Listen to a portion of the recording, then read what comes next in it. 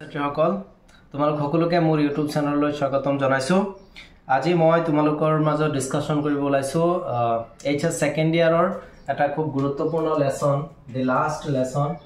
বাই Alphonse Daudet. তো এই চ্যাপ্টাৰটো HS second ইয়াৰৰ এটা ইম্পৰ্টেন্ট প্ৰজ হয় আৰু ইয়াৰ পৰা maximum question Assam higher secondary education council এক্সামত আহে। এনসিইআৰটি এটা ইম্পৰ্টেন্ট চ্যাপ্টাৰ। তো এই চ্যাপ্টাৰটো আমি অসমীয়াত তোমালোকক ধুনিয়াকে এক্সপ্লেইন কৰি দিম, চ্যাপ্টাৰটো ভালকে বুজাই দিম। ইয়াৰ আগত মই ক'ব বিচাৰিছো যে আমাৰ এই যেটো দি লাষ্ট লেসন চ্যাপ্টাৰটো, এই লাষ্ট লেসন চ্যাপ্টাৰটোৰ যেটো মেইন হাৰমৰ্ম এটো হৈছে যে নিজৰ মাতৃভূমিৰ প্ৰতি, নিজৰ মাতৃভাষাৰ প্ৰতি যে ভালপোৱা, সেই ভালপোৱাখিনি লিখকে প্ৰকাশ কৰিব বিচাৰিছে। নিজৰ সংস্কৃতি, নিজৰ কালচাৰৰ প্ৰতি যে ভালপোৱা সেইখিনি ৰাইটাৰ এক্সপ্লেইন কৰিব বিচাৰিছে। এজন ষ্টুডেন্ট যেজন খুব লেজি ষ্টুডেন্ট আছিলে, যেজনে নিজৰ ভাষাটো ভালদৰে ক'ব বা শিকিব বা লিখিব পৰা নাছিলে, সেই ল'ৰাজনৰ নাম আছিলে ফ্ৰান্স। তাৰ জৰিয়তে লিখকে তেওঁ যি ৰিগ্ৰেট ফিল কৰিছিলে যেতিয়া তেওঁৰ নিজৰ ভাষাটো নাইকিয়া হৈ গৈছিলে, নিজৰ ভাষাটো জাৰ্মান বাহিনীয়ে কেপচাৰ কৰি লৈছিলে, সেইখিনি লিখকে ইয়াৰ জৰিয়তে দেখুৱাইছে। প্ৰথমতে আমি এই পাৰ্টৰ যে ব্যাকগ্ৰাউণ্ডটো চাও, আমি চাব লাগিব যে এটা যুদ্ধ হৈছিল ফ্ৰাংকো প্ৰুছিয়ান ওয়াৰ, যেটো 1870 ৰ পৰা 1871 লৈকে হৈছিল। আৰু এই যুদ্ধত জাৰ্মান সকলে বা প্ৰুছিয়ান সকলে, যেটো জাৰ্মান পোলেণ্ড তেওঁলোকে যেটো প্ৰুছিয়া এটা দেশ আছিল একেলগে মিলাই, এই প্ৰুছিয়ান বিছমাৰ্কে লিড কৰিছিল। আৰু এই যুদ্ধত তেওঁলোকে ফ্ৰান্সৰ দুখন প্ৰধান চহৰ আলসাছ আৰু লৰিন, এই দুখন চহৰ কেপচাৰ কৰিবলৈ সক্ষম হৈছিল। আৰু যেতিয়া দুখন চহৰ কেপচাৰ কৰিবলৈ সক্ষম হৈছিল, তেতিয়া জাৰ্মান বাহিনীয়ে বা প্ৰুছিয়া সকলে তেওঁলোকে এটা অৰ্ডাৰ দিছিল যে এতিয়াৰ পৰা ফ্ৰান্সৰ আলসাছ আৰু লৰিনৰ এই দুখন চহৰত ফ্ৰান্স ভাষাৰ সলনি জাৰ্মান ভাষা প্ৰচলন কৰা হ'ব। আৰু স্কুলবিলাকত এতিয়া ফ্ৰান্সৰ সলনি জাৰ্মান ভাষাত পাঠদান দিয়া হ'ব আৰু নতুন শিক্ষকসকলো আহিব। গতিকে এইটো আছিলে আমাৰ এই চ্যাপ্টাৰটোৰ মেইন ব্যাকগ্ৰাউণ্ড।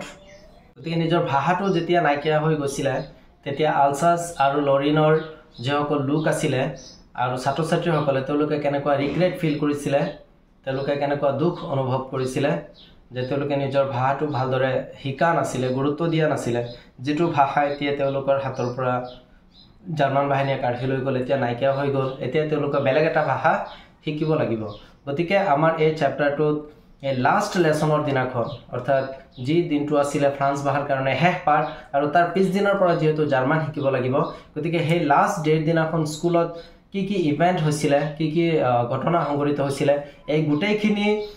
আলফন্স ডোডে তেওঁ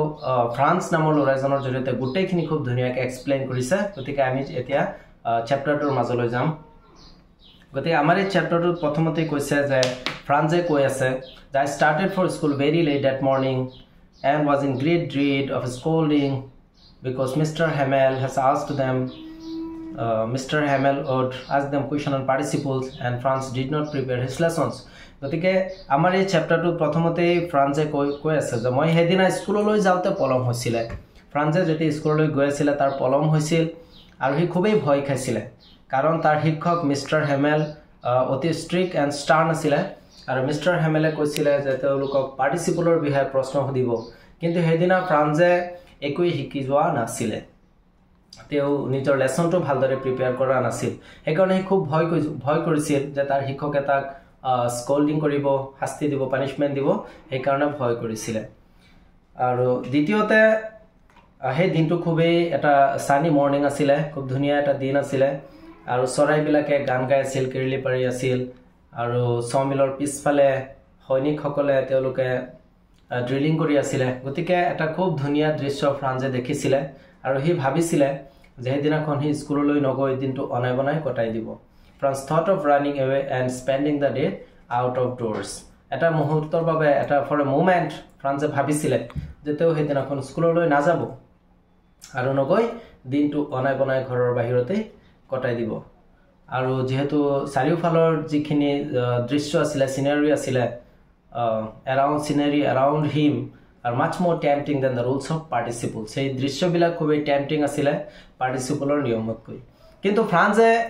লাষ্টত নিজৰ মাইণ্ডটোক ৰেচিষ্ট কৰিছিলে আৰু হি স্কুললৈ যোৱাৰ কাৰণে ৰাওনা হৈছিলে গতে ফ্ৰান্সে স্কুললৈ যাবলৈ আৰম্ভ কৰিছিলে যেতিয়া তেওঁ টাউন হল পাৰ হৈছিলে তেতিয়া তেওঁ দেখিছিলে যে বুলেটিন বৰ্ডৰ সন্মুখত বহুত মানুহৰ সমাগম বহুত মানে ক্ৰাউড আছে তাত তেওঁ ভাবিছিলে যে মানুহে কিবা নিউজ বিলাক পঢ়ি আছে যেহেতু 2 বছৰৰ পৰা তাত বেয়া খবৰ বিলাক আহিছিলে all the bad news had come from the last 2 years the draft the lost battles and the order of the commanding officer বিভিন্ন draft বিভিন্ন চুক্তি সন্ধি lost হেৰুৱাৰ এই নিউজ বিলাক আহি আছিল তে এইবাৰো তেনেকুৱা কিবা এটা নিউজ আহিছে বুলি ফ্ৰান্সে ভাবিছিলে কিন্তু এক্সাক্ট তেওঁ জনা নাছিলে কিন্তু ফ্ৰান্সে তাত সময় নষ্ট নকৰাকৈ তেওঁ কি কৰিছিল স্কুলৰ কাৰণে যাবলৈ আৰম্ভ কৰিছিল তেওঁ যেতিয়া গৈ আছিল তেতিয়া তেওঁ দেখিছিলে তেতিয়া তেওঁ ব্ল্যাকস্মিথ ওয়াচাৰ তেওঁ ফ্ৰান্সক কৈছিল যে ফ্ৰান্স তুমি ইমান দ্ৰুতগতিত স্কুলত যাব না লাগে little France you will have plenty of time in going to school তুমি স্কুললৈ যাবৰ কাৰণে যথেষ্ট সময় পাবা you will get to your school in plenty of time তুমি স্কুললৈ যাবৰ কাৰণে যথেষ্ট সময় পাবা গতিকে তুমি ইমান খৰদৰকৈ যাব না লাগে ফ্ৰান্সে ভাবিছিলে যে ব্ল্যাকস্মিথ জনে তেওঁৰ হৈতে ধেমালি কৰি আছে কাৰণ তেওঁৰ এনে পলম হৈ গল আৰু ব্ল্যাকস্মিথ জনে কৈ আছে যে তোমাৰ যথেষ্ট সময় আছে so he thought that the blacksmith had made fun with him তেওঁৰ হৈতে ধেমালি কৰি আছে বুলি হি ভাবিছিলে আৰু হি সময় নষ্ট নকৰাকৈ স্কুলৰ কাৰণে ৰাওনা হৈছিল আৰু খুব খৰদৰকৈ স্কুললৈ যাবলৈ আৰম্ভ কৰিছিল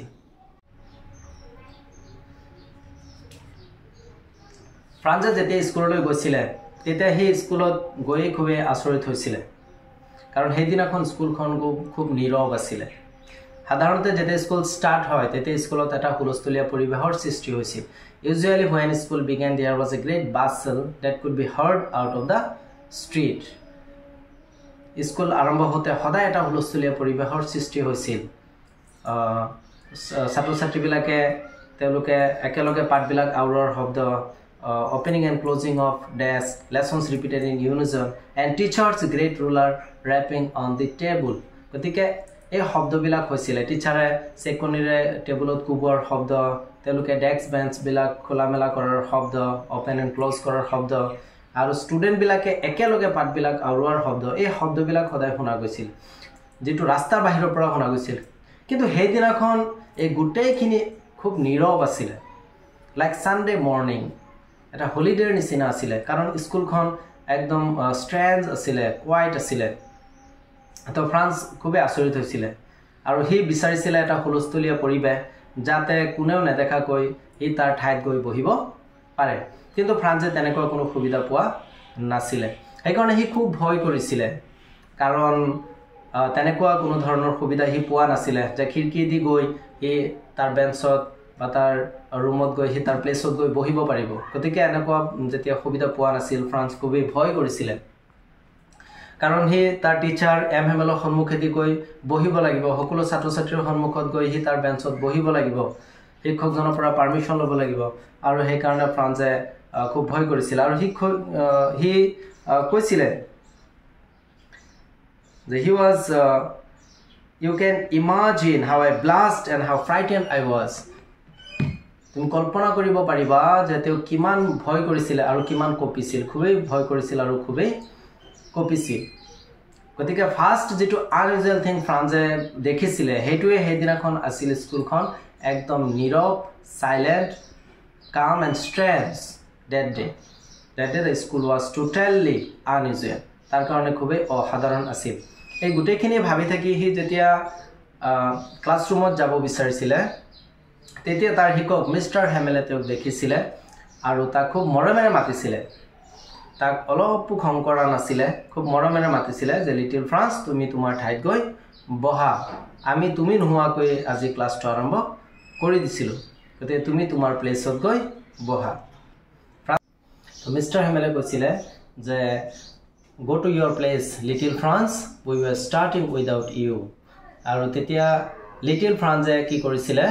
নিজৰ ঠাইত গৈ বহিছিল he jumped over the bench and sat on his desk আৰু বহাৰ পিছতে তেওঁ যেতিয়া তেওঁৰ শিক্ষকজনলৈ চাইছিল তেতিয়া হি খুবেই আচৰিত হৈছিল কাৰণ হেদিনা তাৰ শিক্ষক মিস্টাৰ হেমেলে যে ড্ৰেছ পিন্ধি আহিছিল সেই ড্ৰেছযোৰ তেওঁ সদায় পিন্ধি নাহে এটো আনইউজুৱেল আছিল কাৰণ সেই ড্ৰেছযোৰ মিস্টাৰ হেমেলে যেতে স্কুল ইনস্পেকশন হয় বা প্ৰাইজ ডিস্ট্ৰিবিউশন হয় তেনেকুৱা সেৰেমনিত তেওঁ এই ড্ৰেছবিলাক পিন্ধি আহে গতিকে এই ড্ৰেছটো তেওঁ যেতিয়া চাইছিল he was totally surprised the Mr. Hamele hedina ki pindi ahisile je teur green coat frill shirt and little black silk cap all embroidered ei embroidery kora teur coat frill shirt aru silkor ei ghoronia kola topi tu pindi ahisile aru ekhini sai France asorit hoisile tar pisot France jetia pispale saisile তেতিয়া তো দেখিছিল পিছফালৰ bench কিনি fill up হৈ আছে আৰু এইটো চাই ফ্ৰান্সে আটাইতকৈ বেছি আচৰিত হৈছিল little France was surprised most when he looked the back benches which always remained empty were filled up by the village people তেওঁ যেতিয়া পিছফালে চাইছিল তেওঁ দেখিছিল যে পিছফালৰ গোটেই বেঞ্চ বিলাক ফিল আপ হৈ আছে যিবিলাক বেঞ্চ সদায় খালি হৈ থাকে সেইদিনাখন গোটেই বেঞ্চ বিলাক গাঁৱৰ মানুহৰে ভৰি আছিল আৰু তাত ওল্ড হাউসাৰ ফৰ্মাৰ মেয়ৰ ফৰ্মাৰ পোষ্টমাস্টাৰ আৰু অন্যান্য গাঁৱৰ মানুহবিলাক আহিছিল আৰু তেওঁলোকে তাত বহিছিল ফ্ৰান্সে বুজি পোৱা নাছিল যে এই মানুহবিলাক কিয় আহিছে আৰু এই মানুহবিলাক আজি পিছফালৰ বেঞ্চত আমাৰ নিচিনা ষ্টুডেণ্টৰ নিচিনাকৈ কিয় বহি আছিল হেতু ভালদৰে বুজি পোৱা নাছিল তাৰ পিছতে তেওঁৰ শিক্ষক মিস্টাৰ হেমেলে তেওঁলোকৰ ক্লাছ আৰম্ভ কৰিব বিচাৰিছিল আৰু প্ৰথমতে মিস্টাৰ হেমেলে ছাত্ৰ-ছাত্ৰীসকলক কৈছিল যে মৰমৰ ছাত্ৰ-ছাত্ৰীসকল আজি মই তোমালোকক শেষবাৰৰ কাৰণে পঢ়াবলৈ গৈ আছো I am going to teach you for the last time because the order had come from Berlin to teach only German in the schools of Alsace and Lorraine the new master would come the very next day তেওঁ কৈছিল যে মই তোমালোকক শেষবাৰৰ কাৰণে পঢ়াবলৈ গৈ আছো কাৰণ বাৰ্লিনৰ পৰা এটা অৰ্ডাৰ দিছে তেতিয়া বাৰ্লিন আছিল কি ক্যাপিটাল অফ প্ৰুছিয়াৰ ৰাজধানী আছিল আৰু বাৰ্লিনৰ পৰা এটা অৰ্ডাৰ দিছে যে এতিয়াৰ পৰা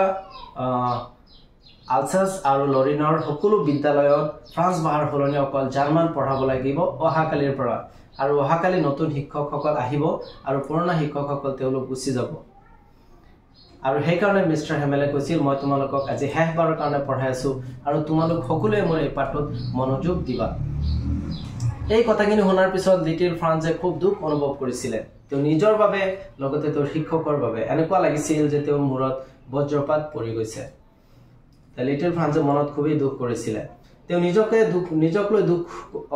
অনুভৱ কৰিছিল কাৰণ তেওঁ নিজৰ ভাষাটো কেতিয়াও ভালদৰে শিকা নাছিল পঢ়া নাছিল নিজৰ পঢ়াৰ হলনি অধ্যয়নৰ হলনি ফ্ৰান্সে কি কৰিছিল কেতিয়াবা চৰাইৰ কণী বিচাৰি ফুৰিছিল he was seeking birds eggs and even sliding on the Sar কেতিয়াবা তো সাৰ নদীত গৈ স্লাইডিং কৰিছিল কেতিয়াবা চৰাইৰ কণী বিচাৰি ফুৰিছিল এনেকৈ লিটল ফ্ৰান্সে তেওঁ নিজৰ ভাষাটো শিকা বা পঢ়া তেওঁৰ ভালদৰে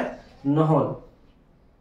আৰু তেওঁ হেদিনা খুব দুখ প্ৰকাশ কৰিছিল he felt sorry for Mr. Hamel যদিও মিস্টাৰ হেমেল অতি ষ্ট্ৰিক্ট এণ্ড ষ্টাৰ্ন আছিল কিন্তু তেওঁ হেদিনা মিস্টাৰ হেমেলৰ বাবে দুখ অনুভৱ কৰিছিল কাৰণ তেওঁৰ শিক্ষকজন অহাকালিৰ পৰা তেওঁ আৰু লগ নাপায় তেওঁৰ শিক্ষকজনো ইয়াৰ পৰা গুচি যাব গতিকে 40 বছৰ মিস্টাৰ হেমেলে যি ফেইথফুল ডেডিকেটেড সাৰ্ভিস তেওঁ দিছিল তাৰ কাৰণে তেওঁ খুবেই দুখ কৰিছিল যে অহাকালিৰ পৰা তেওঁ আৰু মিস্টাৰ হেমেলক দেখা নাপায় আৰু মিস্টাৰ হেমেলও খুবেই দুখ অনুভৱ কৰিছিল তেতিয়া ফ্ৰান্সে অনুভৱ কৰিলে যে এতিয়াহে মই বুজি পালো যে কিয়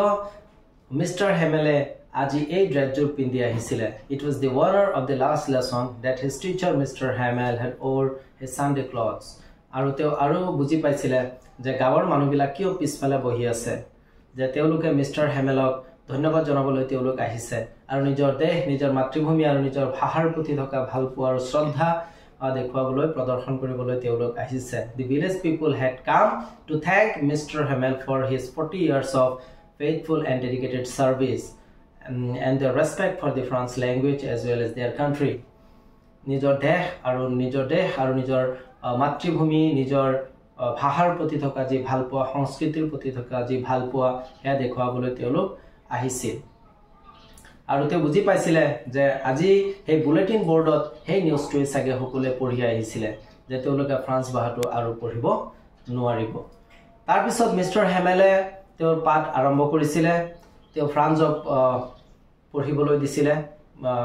গ্ৰামাৰ আৰম্ভ কৰিছিলে গ্ৰামাৰ পঢ়িব দিছিলে কিন্তু ফ্ৰান্সে একো পঢ়িব পৰা নাছিলে সি খুব ভয় কৰিছিলে তেতিয়া মিষ্টাৰ হেমেলে কৈছিল যে ফ্ৰান্স